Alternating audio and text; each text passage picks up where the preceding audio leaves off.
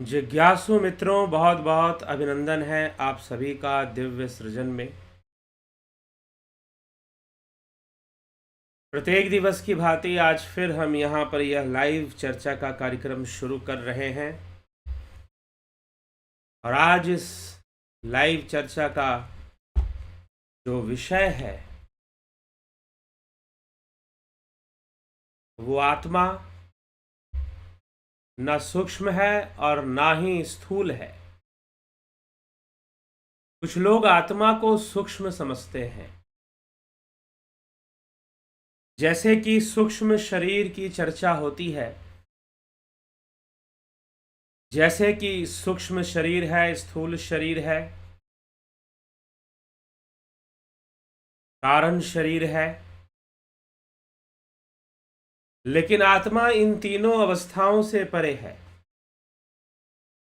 वह सूक्ष्म नहीं है, वह स्थूल भी नहीं है और कर्म संस्कारों का कारण न होने के कारण वह कारण शरीर भी नहीं है। हाँ, वह इन तीनों का कारण अवश्य है। तो इस विषय को आज हम समझेंगे तेजोबिंदु उपनिषद की चर्चा से।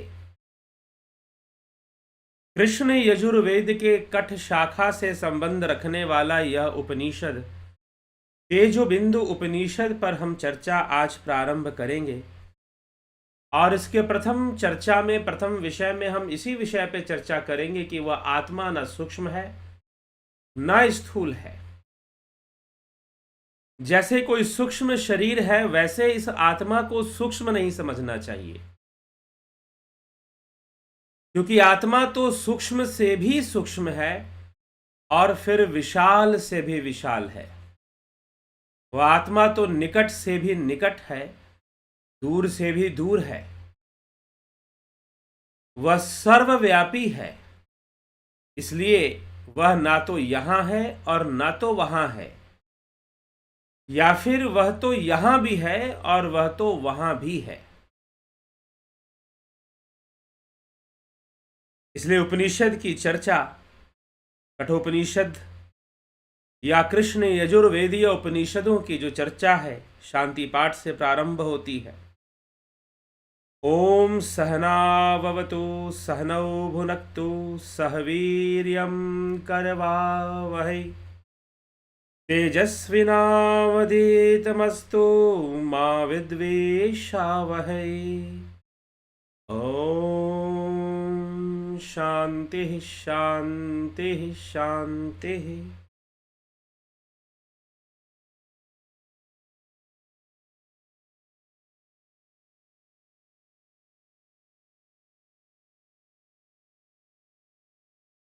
तेजोबिंदु उपनिषद का जो उद्देश्य है वो यही है कि साधक को अखंड एक रस ब्रह्म भाव की प्राप्ति हो।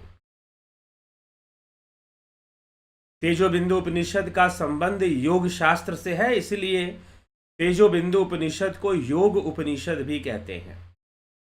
वैसे योग उपनिषद की श्रेणी में बहुत सारे उपनिषद आते हैं, लेकिन उनमें से एक यह भी है, तेजोबिंदु उपनिषद। तेजोबिंदु उपनिषद की विशेषता यह है कि इसमें 15 अंग बताए गए हैं योग के। जैसे अष्टांग योग में 8 अंग बताए गए हैं, वैसे तेजोबिंदु उपनिषद में 15 अंग बताए गए हैं। सप्तांग योग घिरंड संहिता में 7 अंग बताए गए हैं, लेकिन तेजोबिंदु में 15। तो यह तो बाद की चर्चा है, लेकिन हमारे आज का जो विषय है वह आत्मा न सूक्ष्म है न स्थूल है। तो तेजोबिंदु शब्द का अर्थ हृदय में स्थित प्रतिमान आत्मस्वरूप का ध्यान है। यह आत्मस्वरूप परम कल्याणमयी शांत है, परम अणुओं से भी परे, स्थूल व सूक्ष्म से परे है।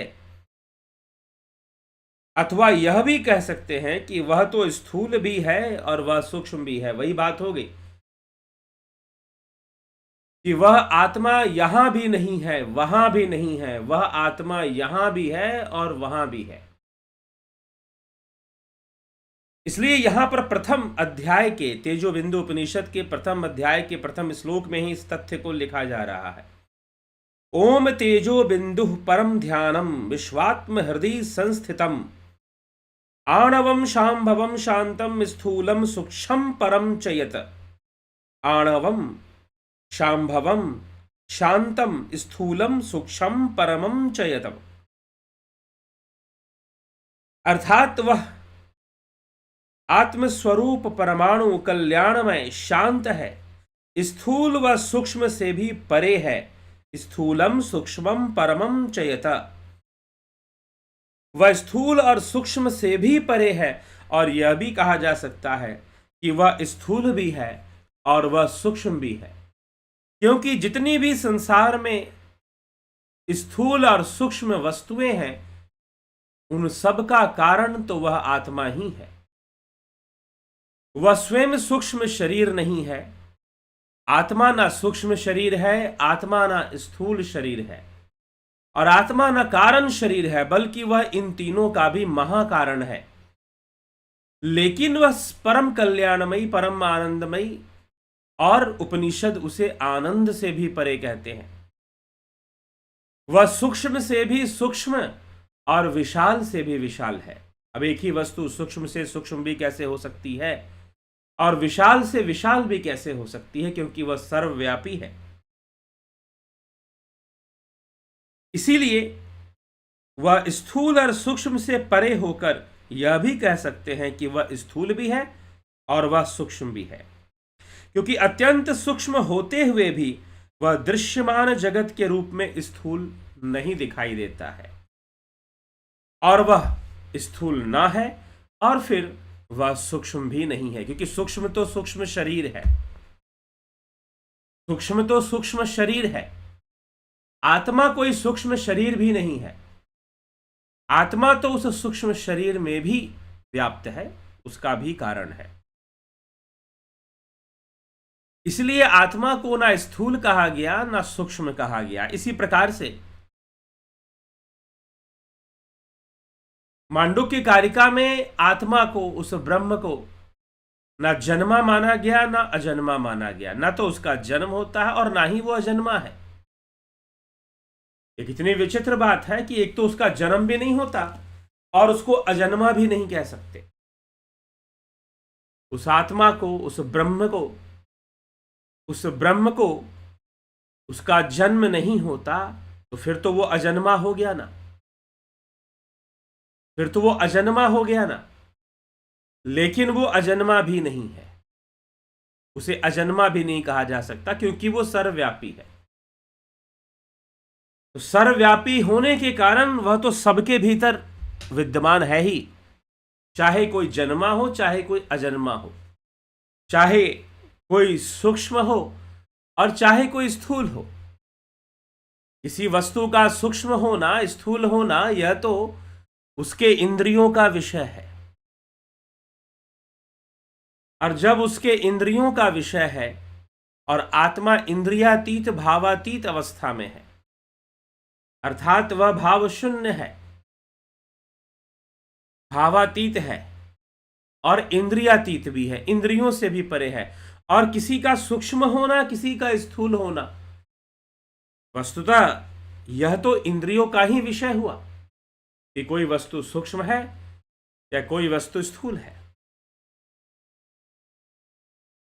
आत्मा इसीलिए सर्वव्यापी होने के कारण ना तो वह स्थूल है और ना ही वह सूक्ष्म है। इसलिए यहां प्रथम श्लोक में ही, तेज बिंदु उपनिषद के प्रथम श्लोक में ही इस रहस्य का उद्घाटन किया गया है कि वह आत्मा आणवम शांभवम शांतम स्थूलम सूक्ष्मम परमम च यत्। क्योंकि वह ना सूक्ष्म है ना ही स्थूल है, और इसी कारण से, क्योंकि वह सूक्ष्म ना है स्थूल ना है, अपितु वह तो सूक्ष्म से भी सूक्ष्म, विशाल से भी विशाल, इंद्रियों से परे, इसीलिए अगले श्लोक में, तेजो बिंदु उपनिषद के अगले श्लोक में कहा जा रहा है, दुखाड़यम च दुरार्धयम दुष्प्रेक्ष्यम मुक्तमव्यम दुर्लभम तत् स्वयं ध्यानम मुनीनाम च मनीषिणाम। मनीषिणाम। संसार तो दुखमय है ही, यह दुख बाहुल्य है, और उस आत्मा की जो आराधना है, उसकी जो उपासना, वह बड़ा ही दुष्कर है, दुराध्य है। अर्थात उसकी आराधना, दुराध्य मतलब जिसकी आराधना आसान ना हो, दुष्कर हो। और दुष्प्रेक्ष्य अर्थात चक्षुओं का विषय नहीं है। दुखाडयम दुराध्र्यम दुष्प्रेक्ष्य मुक्तमव्यम, वह चक्षुओं का विषय नहीं है, वह श्रोत्र मन आदि इंद्रियों का भी विषय नहीं है। मुक्तमव्यम, इन सभी अवयवों से मुक्त है वो। इसी बात को केनो उपनिषद में भी लिखा गया है, न तत्र चक्षुर गच्छति न वा गच्छति, नो मनो न विद्मो न विजानिमो। अर्थात वह जो आत्मा है, वह न चक्षु से जाना जा सकता, नहीं जा सकता, और न वाणी से उसे प्रकट किया जा सकता है, न मन ही उसे जान सकता है, और ना ही कोई विद्या है जो उस आत्मा को बताए। वो मन का भी विषय नहीं है, इंद्रियों का भी विषय नहीं है, वह बुद्धि और चक्षुओं का भी विषय न है। तो इसीलिए उस आत्मा को किस माध्यम से जाना जाए, यह विषय हो जाता है। इसलिए तेजो बिंदु उपनिषद उस ब्रह्म को, यहां पर आत्मा और ब्रह्म में भेद नहीं है। उपनिषद वाक्यों में आत्मा और ब्रह्म एक ही है। इसीलिए जब मैं बोलूं आत्मा और ब्रह्म, तो आप भेद समझकर उसे श्रवण ना करें, उसे भेद समझकर ना समझे कि एक जगह पर आत्मा कहा जा रहा है, दूसरी जगह पे ब्रह्म कहा जा रहा है। वैसे तो जो इस चैनल को लोग बहुत पहले से सुन रहे हैं, वो तो भली भांति समझ जाएंगे, लेकिन कई नए लोग सुनते हैं तो उनको समझ में आने में कोई कठिनाई ना हो, इसलिए मैं आपको बता रहा हूं कि आत्मा और ब्रह्म में उपनिषदों में भेद नहीं माना गया, और योग उपनिषदों में तो बिल्कुल नहीं माना गया। इसीलिए आत्मा को ही ब्रह्म कहा जा रहा है कि उस ब्रह्म, वह ब्रह्म सूक्ष्म से भी सूक्ष्म है, या सूक्ष्म से भी परे है, अथवा सूक्ष्म से भी परे है।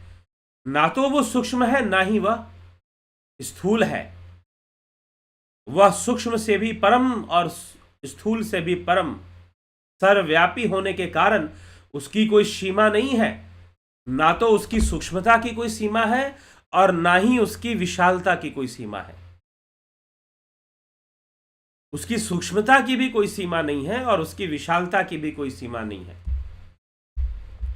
इसीलिए वह इस संसार के अंदर, जो दुखमय संसार है, दुखाडयम, इस संसार में उसकी जो आराधना है, दुराध्यम दुष्प्रेक्ष्य मुक्तमव्यम, दुर्लभम तत्स्वयं, वह दुर्लभ है।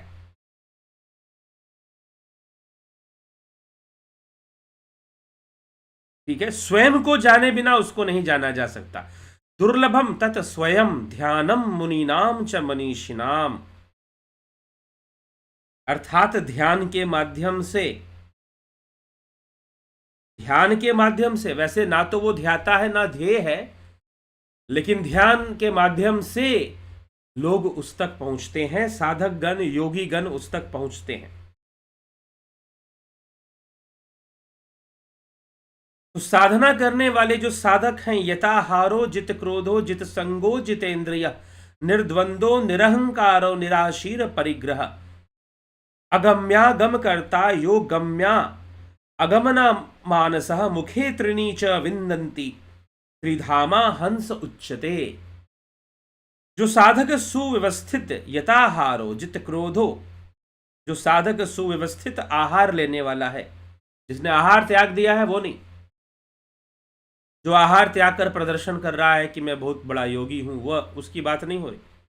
जिसने आहार त्याग, सुव्यवस्थित आहार लेने वाला है, यताहारो, जिसने क्रोध संग और इंद्रियों को जीत लिया है, त्याग नहीं कर दिया है, जीत लिया है, जिसने इंद्रियों पर विजय प्राप्त किया है, इंद्रियों को अपने नियंत्रण में किया है, जो सुख दुखादि द्वंद्वों से परे है, अहंकार से मुक्त है, कामना रहित है, निर्द्वंदो निरहंकारो निराशीर परिग्रह, जो अगम्य को भी प्राप्त करने वाला है, अगम्या आगम करता, यो गम्या अगम्य मानसः, जो अगम्य को भी प्राप्त करने वाला, जिसका मन प्रातव्य को प्राप्त करने में लगा है, अर्थात प्राप्त हो चुका है, जिसके मुख में ब्रह्म की सचिदानंद स्वरूपता विद्यमान है और जो उसे तीनों कालों में सत्य मानता है, मुखे त्रिणी च विंदन्ति त्रिधामा हंस उच्चते। उन योगियों को, उन साधकों को हंस कहते हैं, वो हंस है। तो उन योगियों को अब हंस किसे कहा जाता है? आप सुनते होंगे कोई महाराज जी हंस लगाए हुए हैं, कोई परम हंस लगाए हुए हैं। तो वास्तव में ऐसे योगी जो उस आत्मा को जान चुके हैं, जो यथाहारो उचित आहार को ग्रहण करने वाले, इंद्रियों को जीतने वाले, क्रोध को जीतने वाले का अर्थ यह ना कि उनको क्रोध ना आता हो, या उन्हें वो अपने क्रोध और इंद्रिय विषयों पर संपूर्ण नियंत्रण रखते हैं, उन्हें अपने अनुसार या विषयों के अनुसार चलायमान होने नहीं देते हैं और अपना नियंत्रण बना के रखते हैं आवश्यकता के अनुसार। वह योगी है, वह हंस है। वो उस आत्मा को जानते हैं जो चक्षुर से नहीं जाना जा सकता, जो दुर्लभ है। दुर्लभम तत् स्वयं ध्यानम मुनीनाम च मनीषिणाम, जो स्वयं के ध्यान से, स्वयं ध्यान, स्वरूप का ध्यान, जो ध्यान योग का सहारा लेते हैं। वैसे तेजो बिंदु उपनिषद ध्यान योग का ही उपनिषद है। वैसे ही श्वेतास्त्र उपनिषद को भी योग उपनिषद कहा जाता है, उसमें भी ध्यान योग ही मुख्य विषय है। वैसे तेजो बिंदु उपनिषद, वैसे तो तेजो बिंदु का अर्थ ही ध्यान योग है, तेजो बिंदु शब्द का अर्थ ही ध्यान योग है। तो तेजो बिंदु उपनिषद ध्यान योग का ही उपनिषद है, यह ध्यान योग को ही समझाता है। तो ध्यान योग वास्तव में हमें किस अवस्था में ले जाता है और ध्यान योग के साधन क्या है, हम समझेंगे तेजो बिंदु उपनिषद की इस चर्चा में। आगे यह चर्चा चलती रहेगी। तो मुख्य रूप से आज का जो विषय है, जो समझने योग्य बात है, वो आत्मा न स्थूल है न ही सूक्ष्म है। वह आत्मा न तो स्थूल है न ही सूक्ष्म है, और वह चक्षु से परे, श्रोत्र से परे, मन आदि इंद्रियों से परे है, और वह स्वयं के ध्यान के द्वारा, ध्यानम मुनीनाम च मनीषिणाम, स्वयं के ध्यान के द्वारा, स्वरूप ध्यान के द्वारा, कोई पराई वस्तु का ध्यान नहीं, इंद्रियों से होने वाला ध्यान नहीं, आंखें खोलकर होने वाला ध्यान नहीं, किसी बाहरी वस्तु को देखकर होने वाला ध्यान नहीं, या किसी बाहरी ध्वनि को सुनकर होने वाला ध्यान नहीं। वास्तव में वो तो ध्यान ही नहीं है। यहां से तो धारणा मात्र ही प्रारंभ होती है, जब आप किसी वस्तु की धारणा करते हैं, उस पर फोकस करते हैं, लेकिन ध्यान तो एक वृत्ति हो जाना है। तो जब मुनियों के ध्यान से, दुर्लभम तत् स्वयं ध्यानम मुनीनाम च मनीषिणाम, तो वो मुनि है, वो मनीषी हैं जो ऐसा ध्यान करते हैं। नहीं तो वह आत्मा चक्षुर गच्छति ना वा गच्छति, ना तो आंखों से जाना जा सकता है, न वे आत्मा प्रवचनेन लभ्यो न मिथ्या न बहुना श्रुतेन। वो आत्मा ना तो बहुत प्रवचन से, ना बहुत बुद्धि से, ना बहुत मेधा शक्ति से, ना बहुत वाचन से, और ना ही बहुत श्रवण से ही कोई उसे जान सकता। ऐसे नहीं जान सकता। चक्षु वाक आदि इंद्रियों का या श्रोत्र आदि इंद्रियों का यह विषय नहीं है, और यह कोई पराई वस्तु भी नहीं है। इसीलिए स्वयं के ध्यान से, तत् स्वयं ध्यानम मुनीनाम च मनीषिणाम, और जो ऐसा ध्यान योग करने वाले योगी हैं, वह उचित आहार ग्रहण करते हुए यथाहारो जीत क्रोधो जित संगो जितेंद्रिय, जिन्होंने क्रोध, संग और इंद्रियों को जीत लिया है, जो सुख दुख आदि द्वंद्वों से परे है, निर्द्वंदो निरहंकारो, ऐसे आत्मा को जानने वाले जो योगी है, वो हंस कहे जाते हैं। उन्हीं को हंस या परमहंस कहा जाता है। तो साथ में हम यह भी जान लें कि परमहंस या हंस किसको कहते हैं। तो यह तेजो बिंदु उपनिषद योग के रहस्यों को प्रकट करता है, अध्यात्म योग के गहरे रहस्यों को प्रकट करता है। तो हम इसकी चर्चा को आगे बढ़ाएंगे और प्रत्येक दिवस रात्रि 9 बजे आपको यह चर्चा प्राप्त होगी। तेजो बिंदु उपनिषद पर यह चर्चा आज से शुरू हो रही है और आगे जब तक यह उपनिषद समाप्त ना हो जाए तब तक इसकी चर्चा चलती रहेगी और आप सभी इससे लाभान्वित होते रहे। लेकिन आप भी उस आत्मा को जानना चाहते हैं तो ध्यान योग का कार्यक्रम यह शुरू हो रहा है 20 मार्च से। ऑनलाइन है ये। ऑफलाइन वालों के लिए भी कुछ सूचनाएं दी जाएंगी। तो यह ऑनलाइन है 20 मार्च 2024 से यह ध्यान योग का कार्यक्रम, क्योंकि ध्यान योग अभी तो इसमें और भी ध्यान योग के रहस्य प्रकट होंगे इस उपनिषद में, क्योंकि ध्यान योग ही माध्यम है कि हम उस ब्रह्म को जान पाए, अपने मूल तत्व को जान पाए। और ब्रह्म को जानने का अर्थ क्या है हम वो समझ पाए। वास्तव में स्वरूप की उपलब्धि, ब्रह्म कोई पराई वस्तु नहीं है कि जिसे हम अलग से जानेंगे। स्वयं में स्थित होने से ही ब्रह्म ज्ञान होता है। स्वरूप की अवस्था प्राप्त होने से ही ब्रह्म ज्ञान होता है। महर्षि पतंजलि ने जिसे कहा तद द्रष्टु स्वरूपे अवस्थानाम।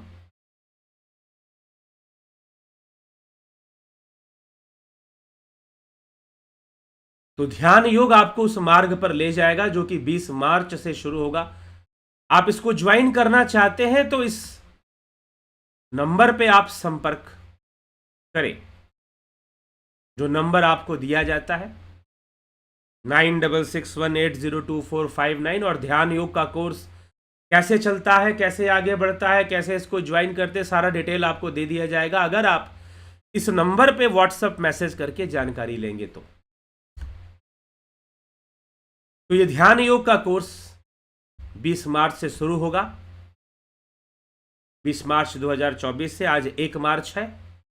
तो आप सब इससे लाभान्वित होने का अवश्य प्रयास करें। साथ ही प्राकृतिक चिकित्सा का भी कोर्स चलेगा।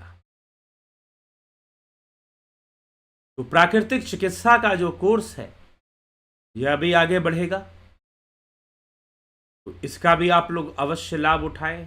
दर्शन कॉन्सेप्ट्स क्लियर होंगे हमारे शास्त्रों के, जो वैदिक दर्शन है उनका भी, और जो पाश्चात्य दर्शन और जो नास्तिक दर्शन है उनका भी।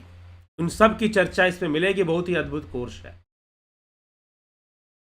किसी भी तरह की लाइफ काउंसलिंग, या कई लोग मुझे फ़ोन करते हैं अपने जीवन की समस्याओं को कुछ लेकर, तो यथासंभव उनकी काउंसलिंग की जाती है, सहायता की जाती है। आप उसके लिए संपर्क कर सकते हैं और अपनी भी जन्म कुंडली का विश्लेषण आदि करवाना चाहे तो वो भी कर सकते। अग्निमय बुद्ध एक अद्भुत ग्रंथ है। कुछ लोगों ने इसको पढ़ा, कहा कि यह तो जबरदस्त है।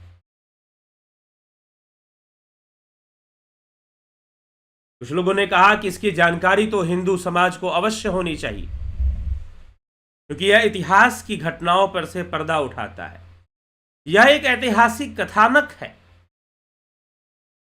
जो कर्मकांड की पुनर्स्थापना और बौद्ध संप्रदाय के पतन की कहानी सुना रहा है, और पूर्व मीमांसा के आचार्य कुमारिल भट्ट की जीवन गाथा का भी साक्षात्कार करवा रहा है। जरूर आप इससे लाभान्वित हो। इस पुस्तक को मंगाना चाहते हैं 350 रुपए, ₹350 में आप इसे प्राप्त कर सकते हैं। सीधा मुझसे संपर्क करके आप इस पुस्तक को मंगवा सकते हैं।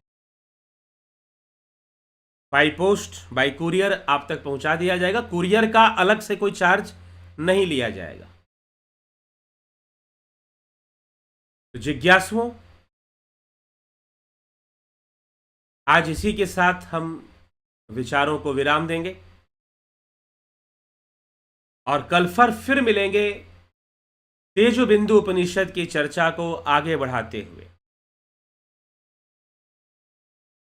तो बहुत बहुत आभार आप सभी का।